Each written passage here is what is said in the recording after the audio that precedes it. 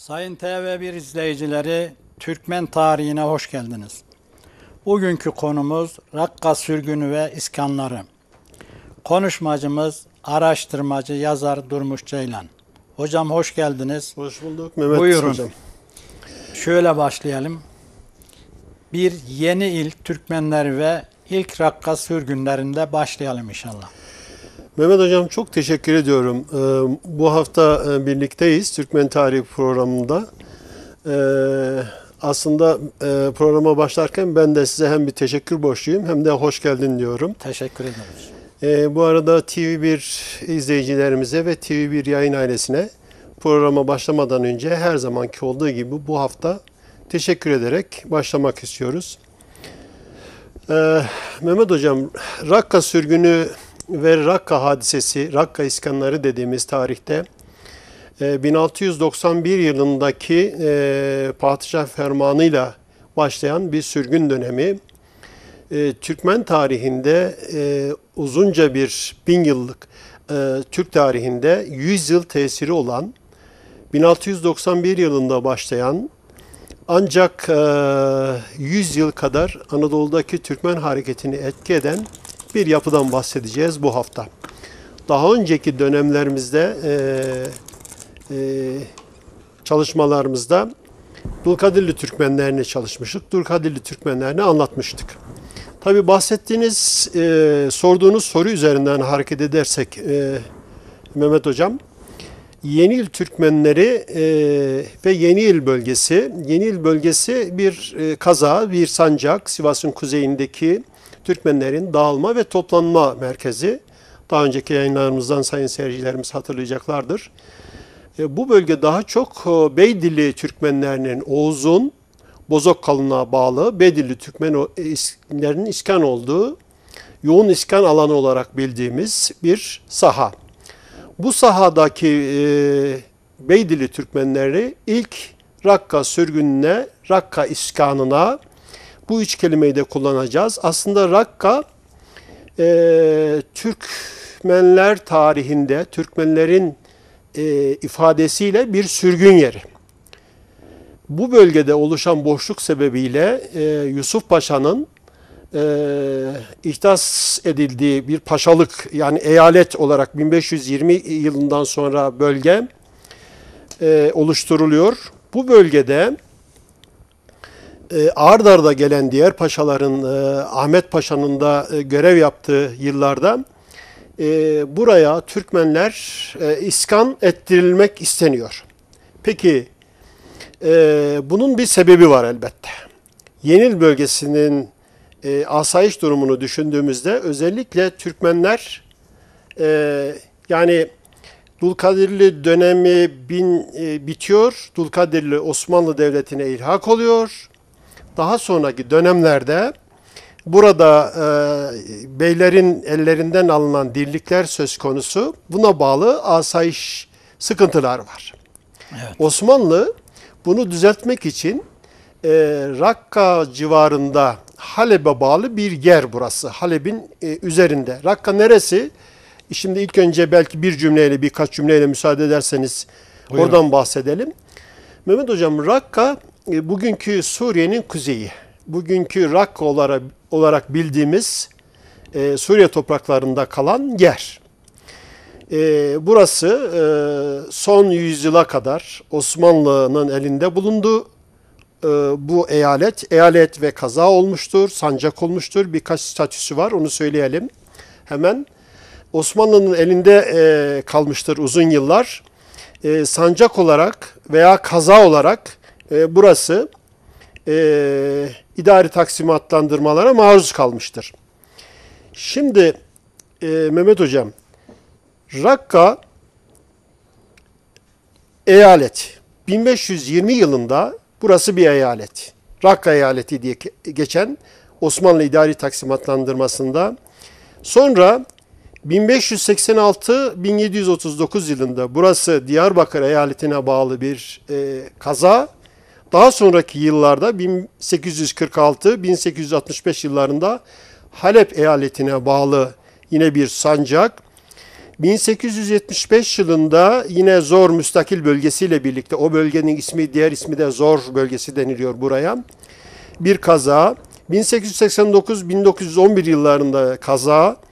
1889, 11, 1918 yıllarında Urfa'ya bağlı müstakil bir kaza. Bu bölge Suriye'nin kuzeyi. Bugünkü hemen Güneydoğu Anadolu bölgemizin Belih Nehri dediğimiz Rakka'yı ifade eden etrafında 12 tane ırmağın da birbirleriyle bağlı olduğu bir bölge. Şimdi başa dönecek olursak Mehmet Hocam, bölge asayiş sorunuyla karşı karşıya. Dulkadirli Türkmenlerinde dirlik problemi var ve Anadolu'da Celale hadiselerine bağlı olarak onların devamı niteliğinde bir kısım isyanlar var. Bunun mukabilinde bölgeye sürgün kararı çıkıyor. Ne zaman? 1691 yılı. Yani hicri olarak söylersek 1101-1102 yılları. Aylardan Ocak. Ocak ayında böyle bir ferman çıkıyor. Fermanla birlikte bölgeden ilk sürgüne karar verilen, deminki sorunuzda olduğu gibi Yeniil Türkmenler. Yeniil bölgesi neresi? Sivas'ın kuzeyindeki bugünkü Uzunyayla civarı, Şarkışla, Gemerek, Kangal, Gürün, Mancılık, Ulaş kazası Sivas'a bağlı. Kayseri'ye bağlı hadi diyelim Bünyan'ın bir kısmı, Bünyan Hamit'le birlikte Uzunyayla Pınarbaşı bölgesi, Maraş'ın bir kısmı. Bu bölge Maraş'a çok fazla yaklaşmıyoruz ama Uzunyayla diyebileceğimiz yerdeki Türkmenler ilk fermanla iskan oluyor. 1691 yılında başlayan bu sürgün pek çok gözyaşını da beraberinde getiriyor. Şimdi pek çok ağıtlar yakılıyor. Pek çok gözyaşı dökülüyor bu hadiseden dolayı. Tabii bunların sebeplerini programımızın dahilinde izah etmeye çalışacağız. Bahsedilen Rakka'nın hemen devamında büyük bir çöl var. Burada Tay ve Eneze kabileleri var. Bunlar Arap kabileleri. Bir kısım sıkıntıları var, asayiş sıkıntıları var. Biraz da söz dinlemez bir yapısı var, öyle diyelim. Asayiş Osmanlı'nın işte sınırlarıdır bu coğrafya. Özellikle Yusuf Paşa ile birlikte Rakka iskanında görevlendirilen paşalardan bir tanesidir. Çok kudretli paşa. Birkaç defa iskanların sorumlusu olarak görev yapmış. Söylediğim gibi burası eyalet, kaza, sancak diye nitelendirdiğimiz, deminki taksimatlandırmayla belirttiğimiz yapıyı arz ediyor. Yani zaman zaman burası genişliyor, sancak statüsüne getiriliyor. Zaman zaman nüfus azalıyor, iş kaza statüsüne getiriliyor. Halep'e bağlanıyor. Deminki söylediğimiz gibi Diyarbakır'a bağlanıyor veya Urfa'ya bağlanıyor.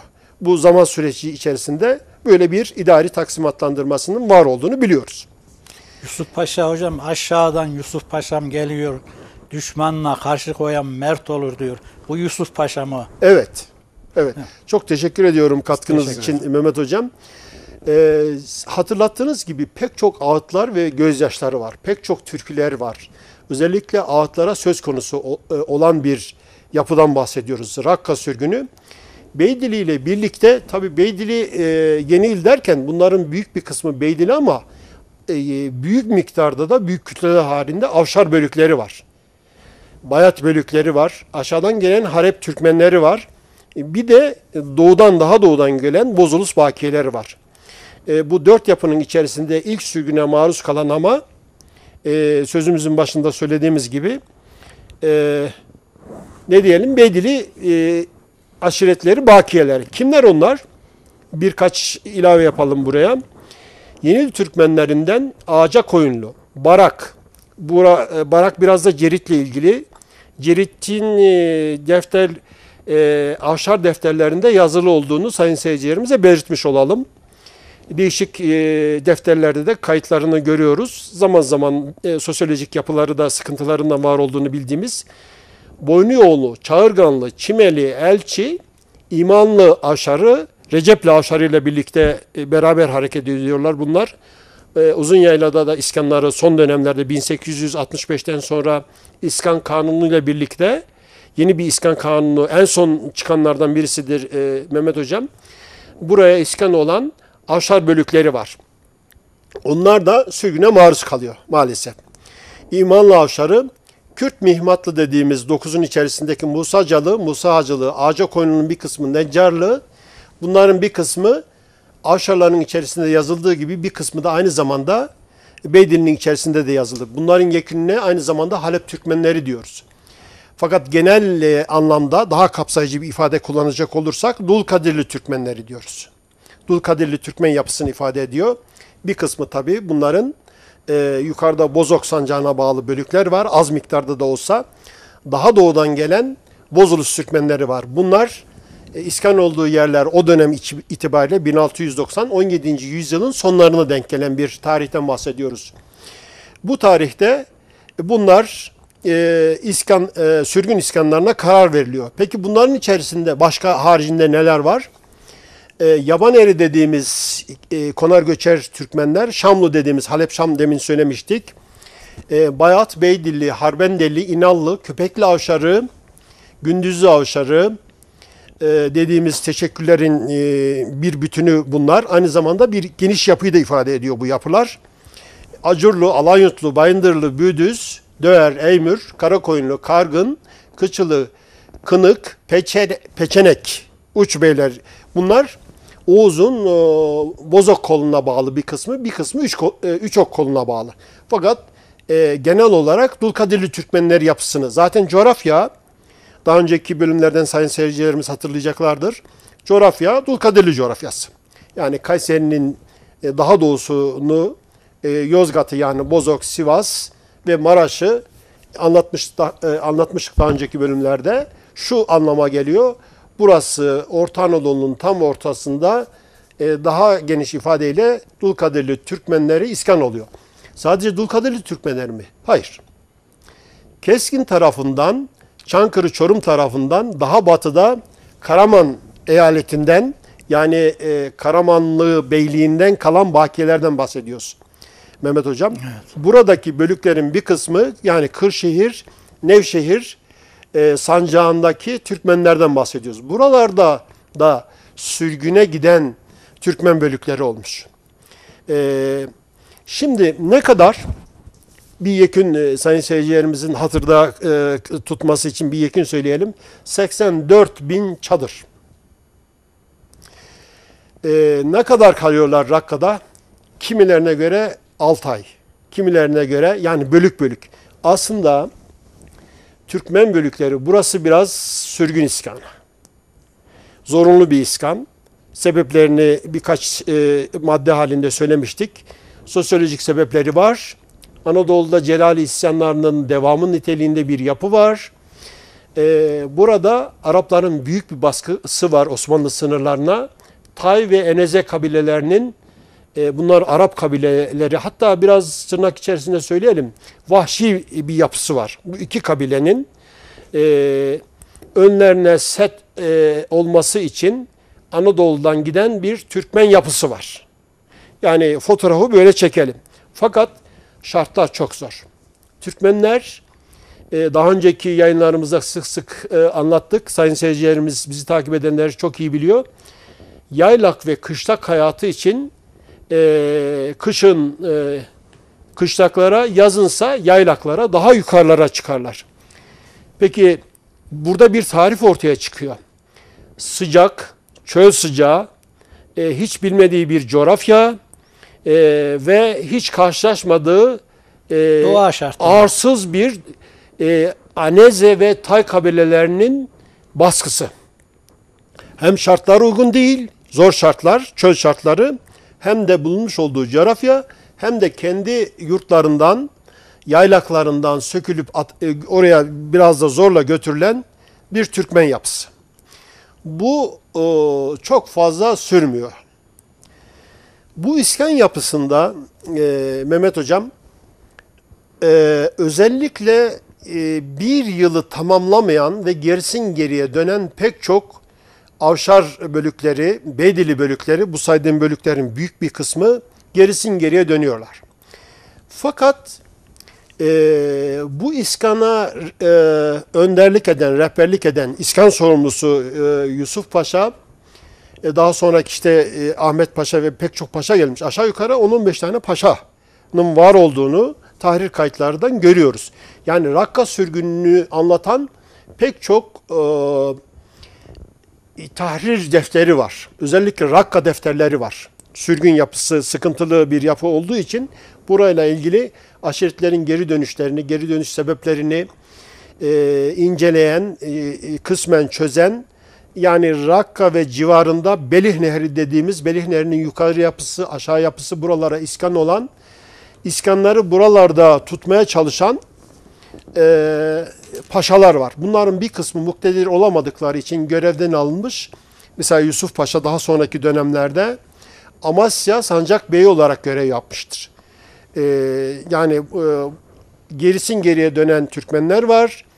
Devletin burada ısrarla Türkmenleri tutma yapısı var. Öyle ki gerisin geriye kaçışları önlemek için buradaki İskan paşaları Türkmen beylerini, Türkmen ağalarını birbirlerine mütesessil kefil yaptılar.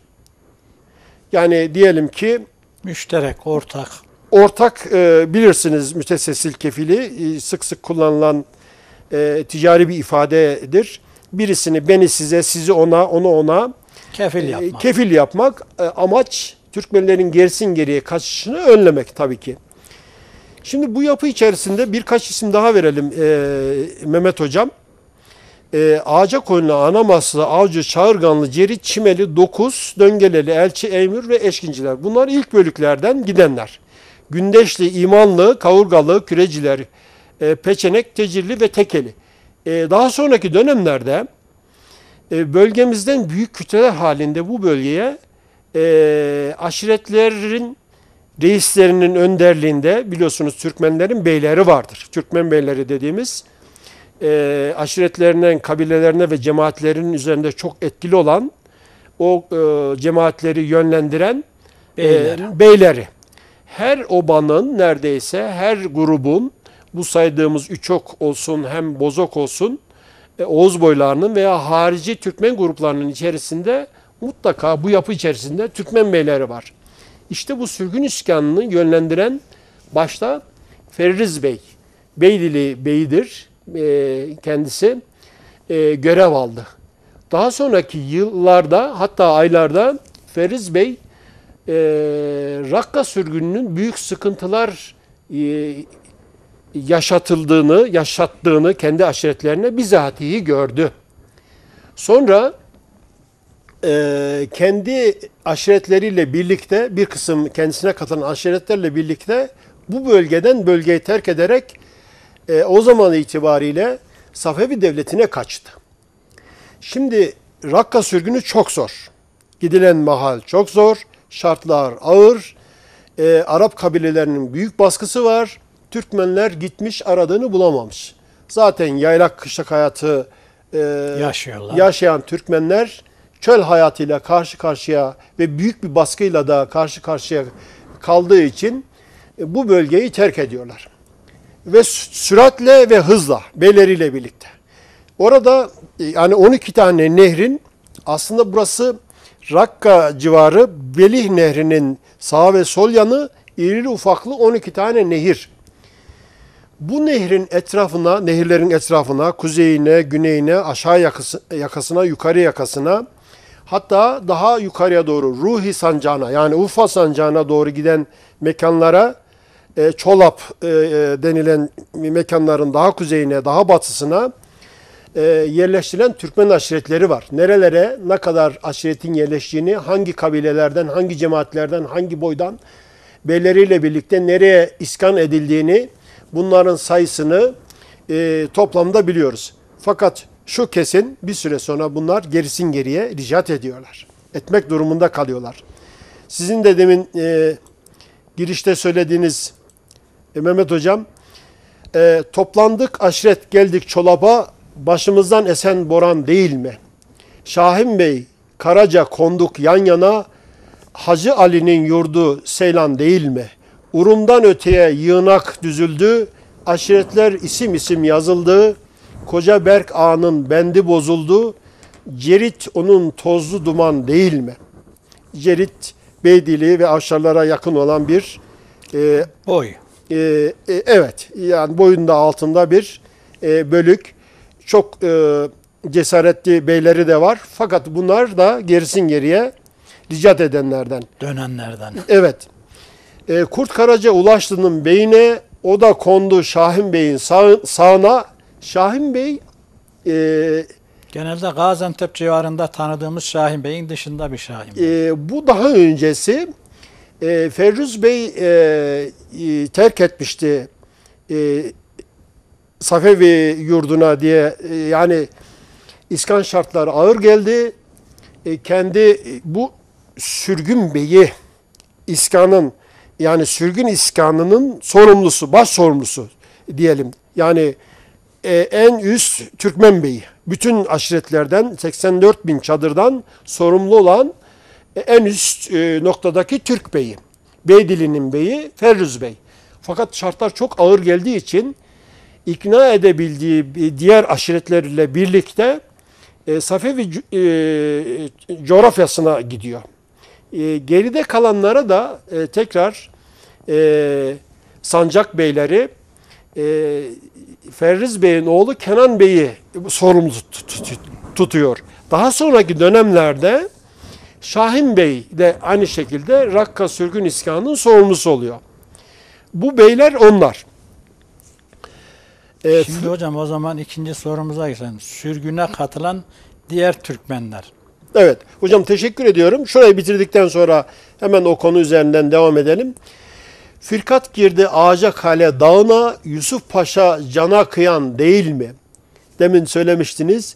Misis'in göçünde Irak yolu, Anavarza üstü bayındır eli, perişan düştü koca Badıllı, Beydili Badıllı aynı anlamda. İstanbul belimizi kıran değil mi? Yani padişah bir sitem var buradan. Süleyman'ım haymalarım kurulsun, çekilsin sancaklar aşiret derilsin, Gündeşoğlu destan olsun çağrılsın, Firuz Bey'in yurdu Ören değil mi? Yani Firuz Bey'in yurdu Ören olmuş. Firuz Bey, deminki söylemiştik, aşiretleriyle birlikte bu zor şartlarda kalamadığı için gerisin geriye rica ediyorum. Şimdi Mehmet Hocam, sorunuza gelirsek, Evet. burada Sürgüne katılan diğer Türkmenler. aslında Anadolu'da ilk başta Beydili'deydik ama daha sonraki dönemlerde sürgün edilmeyen, yani 84 bin çadırı 1691 yılında şöyle bir düşünürsek Anadolu'nun ortası boşaldı demektir. Şimdi bu 84 bin çadır ama yine diğer ağıtlarda 84 bin ismi var. Arşiv kayıtlarında da var bu kadar yükünün. 84 bin çadır. Urfa'ya kadar, Harran'a kadar, Belih Nehri'nin 12 oraya bağlı nehirlerinin tamamı. Bunu 5 ile çarparsak 84 bini 5 kere 450 bin nüfus ediyor. Devasa, yani 1691 yılında 450 bin nüfusu Rakka'ya, İskan'a yolluyorsunuz. Sürgün İskan'a yolluyorsunuz. Çekilen sıkıntılar gerçekten çok ağır. Fakat şartlar ağır Mehmet Hocam. Bunun sonucunda gerisin geriye ricatlar başlıyor. Buraya giden sadece Oğuz boyları değil. Oğuz boylarının haricinde Orta Anadolu'nun içerisinde Bozok'a bağlı, Işık'a bağlı, Bozulus'a bağlı, işte Kayseri Türkmenleri diyelim ona, doğusundaki Kayseri'nin doğusundaki Türkmenlerin tamamı, Bozok Türkmenleri, Sivas Türkmenleri, Yeniil Türkmenlerinin tamamı ve diğer bölükler. Aşağıdan gelip burayı yaylak olarak kullanan Halep Şam Türkmenleri dediğimiz Bayat boyu, Beydili boyu aşağıların büyük bir kısmı İskan'a katılanlar. Tabii bir de bunlar ana unsurlar ama Mehmet Hocam, bir de bunların aşiretleri var, obaları var, bölükleri var. Bunları da dikkate aldığımızda büyük bir yekin ediyor. Şimdi bunlar nereye yerleştirildi? Biraz oradan bahsedelim. Bağlı olduğu teşekkürlerle birlikte Halep bölgesine iskan olanlar, Yenil Haslarının iskan olduğu bölüm var. Lekvanik mukatasının iskan olduğu bölümler var. Bunlar Belih Nehri'nin sağ altına doğru iskan edilen yerler, konu uzun olduğu için detaya girmiş olmamak, Özet halinde, özet halinde daha iyi olur. anlatmak belki daha anlamlı olur sayın seyircilerimiz açısından.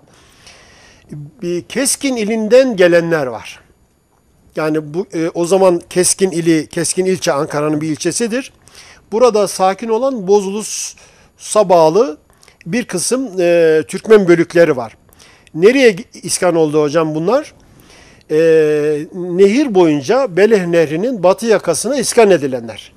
Bozkoyunlu, Kılıçlı, Beymişli, Karaşehli, Döğerli, Karakocalı, Kadirli, Araplı, Kazlı, Barak ve Çağırganlılar. Bunlar Osmanlı, Başbakanlık Osmanlı arşiv kayıtlarından aldığımız, tahrirlerden aldığımız kayıtlar. Peki başka nerelere? Nehrin, yani Belih Nehri'nin doğu yakasına yerleştirilenlerin bir kısmı Dimlekli, Musacalı, Bayındır, Çeçeli, Kabağlı Tokuzu, Tokuz'un içerisinde bunlar, Gümüşlü. Harran bölgesine iskan olan Türkmen grupları var. Cerit, Baba Altun, Küçüklü, Üstürüklü, Türkanlı, Delikanlı, Rişvanlı. Rişvanlı'nın bir kısmı demek ki Urfa tarafına, Urfa-Harran arasına oradaki yapıya iskan olan Türkmen bölükleri. Tabi bir de adlarına göre iskanlar var. Bunlar Acırlı, Avşar, Avcılı, Ali Reşanlı, Armutlu, Anterli, Araplı diye Türkmen bölükleri. Bu liste uzunca devam ediyor. Bayındır, Beydili, Beymişli, Bektaşlı, Bendanlı, pardon. Bu şekilde aşağı yukarı 84 bin çadırın ana unsurlarını ihtiva eden, temelde Dulkadirli Türkmenlerinin oluşturduğu ana yapıyı, Bozulus var, özellikle Beydili başta olmak üzere iskan olan Türkmenleri bu yapının içerisine katabiliriz. Mehmet Hocam. Evet hocam, şuradaki dörtlüyü de biz okuyalım. Çıktık Khorasan'dan sökün eyledik. Düşürdüler bizi tozlu yollara. Omuzlarda parlıyor uzun şelveler. Aşırdılar bizi karlı dağlara. Bölük bölük oldu yüklendi göçler. Atlıydı yaşlılar, yayaydı gençler. Başımıza geldi olmadık işler. Düşürdüler bizi görülmedik ellere. Dedemoğlu söylemiş bunda. Bu sürgüne katılan diğer Türkmenlerle devam edelim. Mehmet Hocam teşekkür ediyorum. Aslında söylediğimiz gibi bu sürgün iskanında pek çok gözyaşı var. Yani çöl şartlarına dayanamayan, gerisin geriye dönen pek çok Türkmen bölükleri var. Diğer bir şair de şöyle diyor: toplandık aşiret geldik Çolab'a, başbent Firuz Bey değil mi? Emretti beyler konduk yan yana, Hacı Ali'nin yurdu Seylan değil mi? Ondan aşağı budak düzüldü, bent sahibi isim isim yazıldı, orada Bekr Ağa'nın keyfi bozuldu, torunların yurdu Şirvan değil mi? Yurt verildi Ulaşım Bey'ine, o da kondu Berk Ağa'nın sağına, firkat geldi Ağaca Kale var. Hala bugün Urfa'ya bağlı bir yer burası. Ağaca Kala Dağı'na, Bayındır yurdu Goncan değil mi? Yine Dedemoğlu'nun bir şiiridir bu da, deminki söylediğiniz gibi. Dedemoğlu haymaların kurulsun, çekilsin bayraklar, mehter vurulsun, dövülsün kahven harbin çağrısın, aptalların yurdu ören değil mi? Bu gözyaşı içerisinde gerisin geriye dönen pek çok şairin, pek çok ozanın, pek çok türkünün, pek çok adın konusu olduğu, günümüzde bile canlılığını koruduğunu, çok canlılığını koruduğu, özellikle Avşarlar hiç unutmamıştır bu sürgünü. Pek çok Türkmenler bu acıyı çekmiştir ama Avşarlar Daha fazla yaşamış. evet, son 1846'dan sonraki Avşarların bir sıkıntısı da bu bölgeye, Uzun Yayla bölgesindeki çektiği sıkıntılar var. Bir sıkıntı orada çekiyor. 1718. yüzyılda, 19. yüzyıla geldiğinde de aynı sıkıntıları çekmiş. Şimdi Mehmet Hocam, Çolap, Seylan, Şirvan, Akçakale, Goncan, Ören yerleri, bu bölgelerde iskan olan Türkmen bölükleri tekrar gerisin geriye döndüğünü söylemiştik. İlk dönen ve ilk isyan eden Türkmen bölükleri Avşarlar. Şimdi bir araştırmacı, tarihçi şöyle demiş, Rakka sürgünü için. Kalan da ölüyordu, gelen de ölüyordu. Bu iskanların muhafazası için devlet uzunca bir tedbir alıyor. Paşalar vasıtasıyla mütesessiz olarak birbirlerine kefil yapıyor. Orada yaşanan büyük bir sıkıntı var. Tabii bunların, bu Türkmen gruplarının konar göçer olduğunu hiç unutmayacağız. Yani yaylak ihtiyacı yok, büyük bir sıkıntı var, yurtlarını terk etmişler, başka bir diyara gelmişler. İlk fırsatta kaçıyorlar.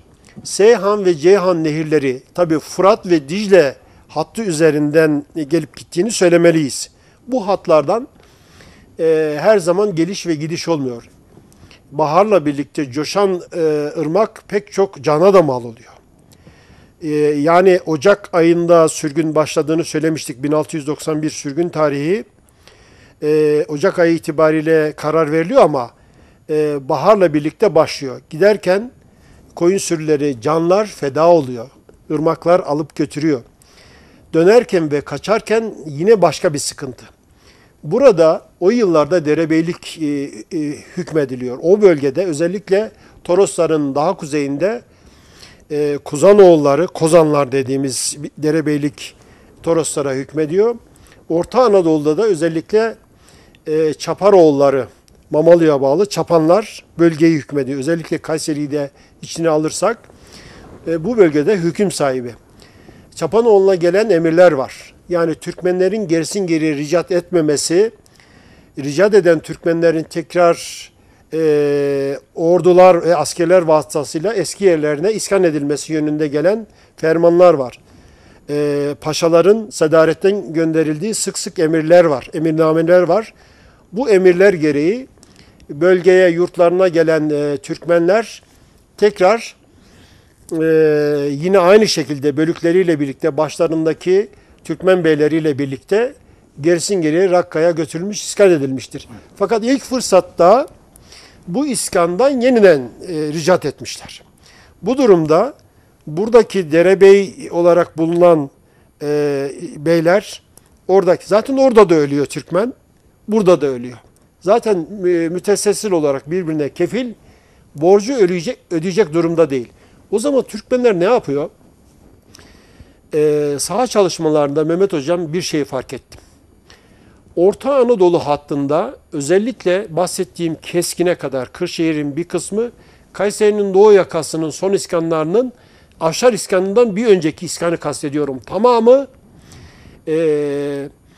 ve Toroslar. Adana sancağının büyük bir kısmı, Maraş'a kadar giden bir hat daha var. Özellikle Kayseri'nin batısından Niğde sancağından gelen Türkmen bölükleri var. Şimdi Türkmen beyleri orada kalıyor, ölüyor. Büyük bir sıkıntı çekiyor. Yani çöl hayatı, bilmediği yer, Tay ve Eneze kabilelerinin baskı ifadesini biraz hafif kullandık. Hücumları var. Canlarına ve mallarına kastları var. Özellikle bu bölge şekavetle çok ünlü hale gelmiş. İki Arap kabilelerinin birbirleriyle müdahalesi var, sürtüşmesi var. Osmanlı coğrafyası burası. Fakat Türkmenler, iskan olan Türkmenlerin çektiği bir sıkıntı var. Ne işim var benim burada diye Türkmen beyleri soruyor. Yani hiçbir şey uymuyor yaşantısına. Ne yapacak? Gerisin geriye ricat edecek. Mütessesil kefil olsa bile, ucunda ölüm olsa bile. Onlar da bunu yapmış. Ricat dönme genelde seyircilerimizin anlaması açısından. Yanlış da anlaşılmasın. İskan olan yerlerden gerisin geriye gelme. Düzelttiğiniz için ben teşekkür ediyorum Mehmet Hocam. Yani gerisin geriye Anadolu'ya, eski yurtlarına geldiler. Eski yurtlarına da gelmediler.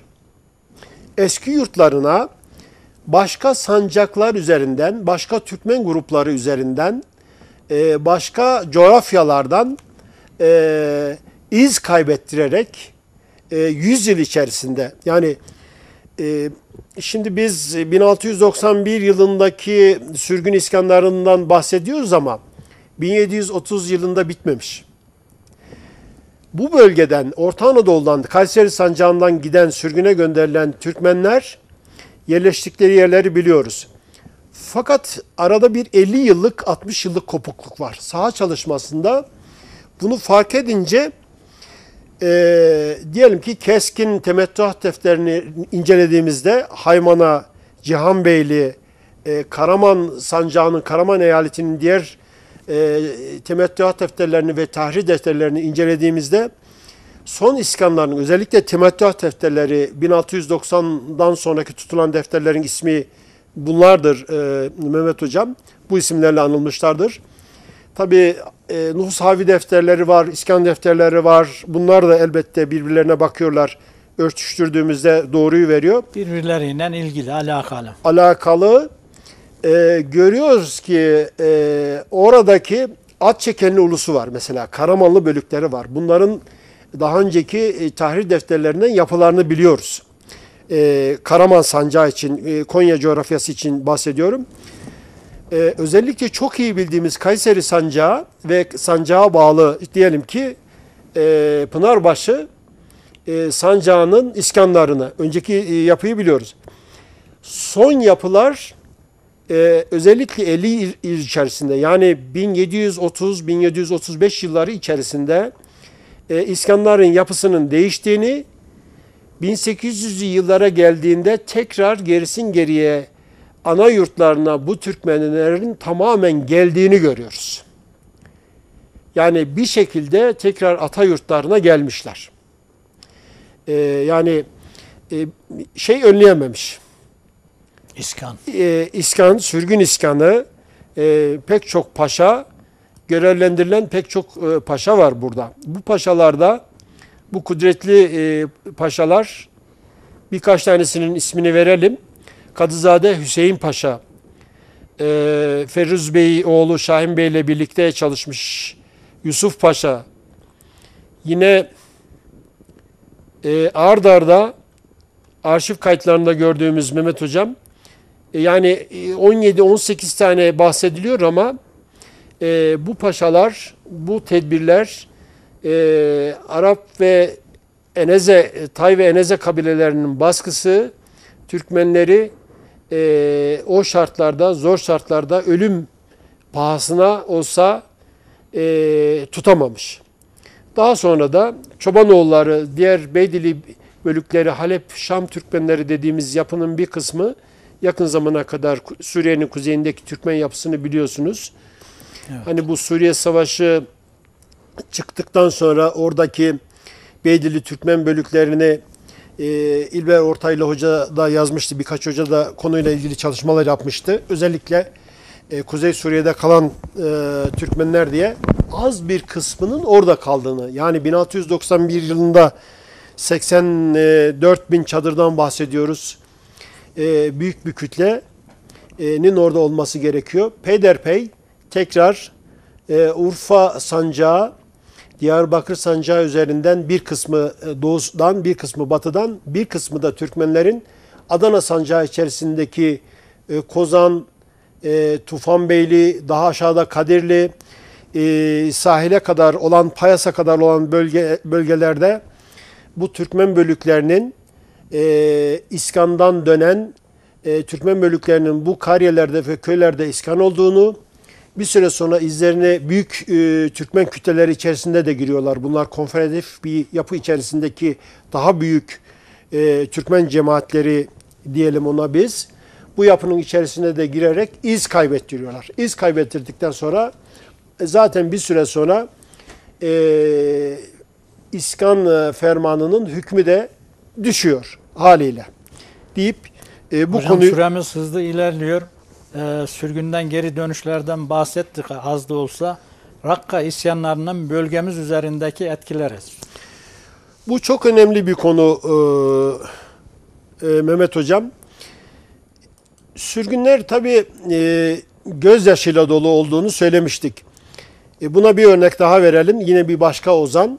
Seherden avazım bağrımı deler, turnanın kanadı köz gibi yanar, kaldırmış kanadını yavru baş sunar, Firuz Bey aceme gitti durnalar. 7 atlı ile bindik Allah'a emanet, 70 bin evliya eylesin himmet, yurdumu beklesin oğlum Muhammed, Firuz Bey aceme gitti durnalar. Çağrısı yayladan inin, inin aynı el ile bir semah dönün, beyden izin oldu koruya konun, Firuz Bey aceme gitti durnalar.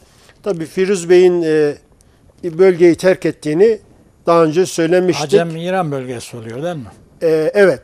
Yani Firuz Bey'in kendisine katılan zor şartlarda, çünkü bu Firuz Bey 84 bin çadırın sorumlusu Mehmet Hocam. Kolay bir şey değil. Evet. Yani bizim tarih anlatıyoruz, Türkmen tarihi. Ta da bu Türkmenlerin işte bir tarih itibariyle, yani 18. yüzyıl itibariyle gözyaşlarının olduğu bir dönemi anlatıyoruz. Rakka sürgünü, İskan sürgünü veya Rakka iskanı, tabi resmi tarih Rakka iskanı dese bile Türkmenlerin gözyaşının var olduğu bir tarihi anlatıyoruz. Bu yapıda 84 bin çadırın sorumlusu Firuz Bey, çok kuvvetli bir bey. Üç tane evladı var. İkisi yine kendinden sonra aynı yapının içerisinde beyliğini devam ettirmişlerdir. Kenan Bey ve Şahin Bey, ikisi de. Düşün ki arkasına aldığı büyük bir kütleyle Acem dediğimiz bölgeye, şiirde geçtiği gibi İran'a, yani Safevi devletine, bugünkü İran coğrafyasıdır burası, gidiyor. Tabi Safevilerin canına minnet. Yani Türkmenler, Anadolu'daki Türkmenlerle bir ilgisi var, yakınlığı var, bir de teması var. Bunu bu şekilde kabul ediyorlar. Ama gözyaşı dolu olduğunu söyleyelim. Benden selam eyle Hazna Hatun'a, çıkarsın alları kara bağlasın, küçük oğlu ile gönül eylesin, Firuz Bey aceme gitti durnalar. Evladının bir tanesi, bunun da bir hikayesi var, uzun konu ama peşine düşen devlet ricali, devlet askerleri öyle diyelim, yani Yusuf Paşa'nın askerleri Firuz Bey'i yakalamak için, Firuz Bey aşiretiyle birlikte kaçar. Hemen sayın seyircilerimize bir not söyleyelim. Azerbaycan coğrafyasında ben bulunmuştum Mehmet Hocam. Orada biz kaçar aşiretleri diyoruz ama Türkiye'deki tarihçiler tarih kroniklerinde kaçar, kaçmaz aşireti de var. Bunlar özellikle Bey dilinin alt gruplarından bir tanesi. Azerbaycan'daki kaçar hanedanlığı, sonradan hanedanlık da kurdu biliyorsunuz. Bir kısmı bunların Avşar'dır, bir kısmı Beydili'dir. Fakat bu hanedanlığı kuran daha çok Avşarlar adıyla anılsa bile Firuz Bey'in arkasında, Firuz Bey ile birlikte giden diyelim, Türkmen bölüklerinin bir kısmı Avşarlardan müteşekkildi. Büyük bir yekün, aslında az bir yekün de değil. Safevi Devleti kurulduktan sonra Nadir Şah, Kaçar Hanlığı, pek çok hanlıklar o bölgede kuruldu biliyorsunuz. Orada bir şehrin adının ben Kaçar olduğunu gördüm. Yani bir şehrin adı Kaçar. Yani Kaçar hanedanlığının da, hanedanların da olmuş olduğu, bulunmuş olduğu, devlet kurmuş olduğu bir yapıdan bahsediyoruz. Ta buradan giden bölüklerin orada kurduğu yapılar. Peki diğerleri nerede? Şimdi Firuz Bey kendi cemaatleriyle, kendi aşiretleriyle gitti ama Buna kaçar, bu gidenlere kaçar bölükleri dendi ama çekilen büyük bir sıkıntı var. Mehmet Bey, yani bu coğrafyada Türkmenler ağıtlarına, tekrar söylüyoruz, ozanların dillerine ve pek çok yere konu olmuş. Türkülerinde sürekli bunlar dillendirilmiş. Şimdi bunların içerisinde lekvanik yapıları da var. Bu yapı Bozulus'un içerisindeki yapılar. Bunlara Çorum bölgesinde Çorum Kürdü de deniliyor ama Kürt değil, Ekrat diye bildiğimiz yapı içerisinde veya Erkat, o zaman Türkmen bölüklerine Erkat ismi verilmiş. Kürt diye ifade edilen Osmanlı arşivlerinden bahsediyoruz. İfadelerimiz sayın seyircilerimiz yadsımasın. Bu bölgedeki gerisin geriye dönenlerin içerisinde de var. Yani Rakka'dan dönenler de var. Fakat daha önceki dönemlerde Çorum coğrafyasında, Çorum sancağında Lekvanik bölüklerinin adı arşivlerde Çorum Kürdü diye yazılmıştır. Bunların bir kısmı Bozok sancağından daha aşağı Akdağ sancağına, hatta Kayseri'nin bir kısmına, doğu yakasına doğru bugünkü saha çalışmalarında gördüğümüz Develi'nin birkaç köyünde var olduğunu bildiğimiz, mesela Gaziler köyünde Kürt diye de geçen ama Kürt olmadığını arşiv kayıtlarından çok iyi bildiğimiz Lekvanikler var. Bunlar başka bölüklerin içerisinde var olsa bile bu yapı Belih Nehri'nin hemen kuzeyinden 624 hane ile birlikte gerisin geriye dönenler. Bir kısmı Kayseri sancağının, yani bugünkü Aziziye, Pınarbaşı dediğimiz coğrafyaya, yöreye Avşarlarla birlikte iskan olan yapılar. Son 5 dakikamız toparlarsak. Hızlı bir şekilde özetlemeye çalışayım Mehmet Hocam. Şehri, Döğerli, Sencer, Döğer boyu bu aşiretlerin, demin söylemiştik ama altını bir tane daha çizmemiz gerekiyor Mehmet Hocam. Gerisin geriye sürgünden dönen aşiretler iz kaybettirerek, altını çizmeliyiz bunun, döndüğünü, 5-10 yıl ara ile 50 yıl ara içerisinde değişik coğrafyalarda ve sancaklarda bulunduğunu, daha sonra kendi öz yurtlarına, ata yurtlarına, sürgün edildiği yurtlara yani gerisin geriye döndüğünü, bunların tamamının bir cümle döndüğünü söyleyemeyiz elbette. Çünkü bu arşiv kayıtlarında bunu göremiyoruz. Ama büyük çoğunlukla döndüğünü, sıkıntılar çekse bile tekrar yurtlarına iskan olduklarını biliyoruz. Bu iskan dönemlerinde, yani 18. yüzyılda asayiş problemleri Anadolu'nun içerisinde devam ediyordu. Özellikle Orta Anadolu'da, bizim bulunmuş olduğumuz Kayseri coğrafyasında, Bozok coğrafyasında yani Yozgat'la ve Sivas coğrafyasında asayiş problemlerinin devam ettiğini biliyoruz. Bunlara rağmen, bu sıkıntılara rağmen bu aşiretler, sürgüne gönderilen aşiretler ve cemaatler gerisin geriye döndü. Ve iskan oldu. Yani topraklarından biliyorsunuz hiçbir Türkmen vazgeçmez. Tabii bir beyit daha söyleyelim isterseniz, ondan sonra Mehmet Hocam toparlayalım. Evvelce gelmişiz iskan olan da, dağıttın çolabı sen Abbas Paşa, sürgün paşalarından bir tanesidir. Aşiret siz de böyle zamana, dağıttın çolabı sen Abbas Paşa. Haydarlı Çelebi çıksın bu yana, Araplı Kadirli dönsün aslana, dört çevremiz döndü kara dumana, dağıttın çolabı Abbas Paşa. Güneşli veya Gündeşli diye de geçiyor. Güneşli, Ulaşlı dövüşe insin, Bayındırlı, Kazlı arkadan dursun, Torunla Şark evli hazır görünsün, dağıttın çolabı Abbas Paşa.